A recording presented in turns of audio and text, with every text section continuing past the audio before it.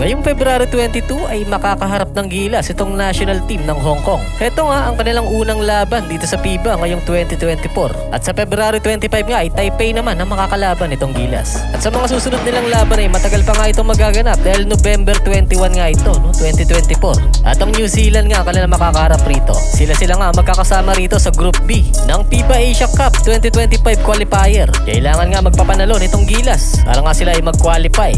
At bukod pa dyan ay may nalalapit ngang laban itong Gilas. Ito nga yung OQT. At para nga makakuha sila ng spot sa Olympic ay kailangan nga nilang talunin itong Latvia at ang Georgia. Ngunit hindi magiging madaling laban nga ito para sa Gilas. At para nga sa hindi nakakalam, ang laban nga na ito ay gaganapin ng July 3 at July 4. Kaya nga kailangan paghandaan ng maigi itong Gilas na laban na to sa OQT. Dahil hindi nga biro ang kanilang makakaharap rito.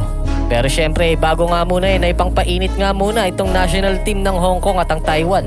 Dahil gaganapin nga ito ngayong February. Kumbaga parang sparring nga lang muna ito para sa Gilas. At dito nga unang-una yung Hong Kong nga makakalaban. Sanay naman na tayo na tinatalo natin itong Hong Kong. Pero syempre hindi pa nga din dapat magpakampante. Dahil hindi nga natin alam kung anong klaseng paghahanda ang kanilang ginawa.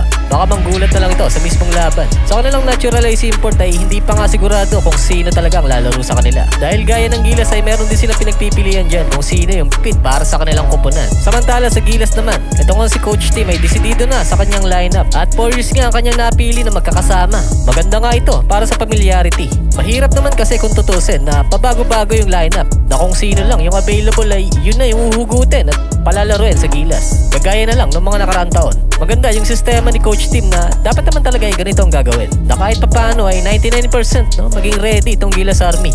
Dahil nga dyan ay makakabuo sila ng solid chemistry. Talagang nakakabilib yung sistema ni Coach Tim. Mag-comment lang ng iyong opinion at babasahin natin yan at pag-uusapan.